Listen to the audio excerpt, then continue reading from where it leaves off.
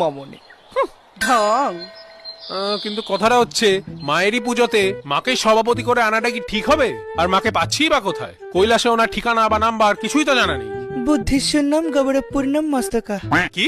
আরে আসল মায়ের দরকার কি? সর্বনারীশ্বর দেবী রূপম। দেখলেন না কেমন কাশফুলের ভেতর থেকে দেবী বেরিয়ে এলো? ওরকম কাউকে দেবী সাজিয়ে ফিতে কাটালেই হবে। ও ফাটিয়ে দিয়েছেন। এসব ডুপ্লিসিটি বুদ্ধি কিন্তু মন্ডপোসায় মাথায় খুব আছে। হ্যাঁ, একদম 1 নম্বরের 2 নাম্বারই। তাহলে এবার আমাদের দায়িত্বগুলো কে কি করবে একটু বলে দিন। বলে দেওয়ার কিছুই নেই। আমি চাঁদা তোলার দায়িত্বটা নিচ্ছি, আর বাকিরা যে যার নিজের দায়িত্বটা বুঝে নিয়ে নাও। চাঁদু বাবু, আমি আর ঢুলি দেওয়ালে বক্স আর ডিজের ব্যাপারটা দেখছি।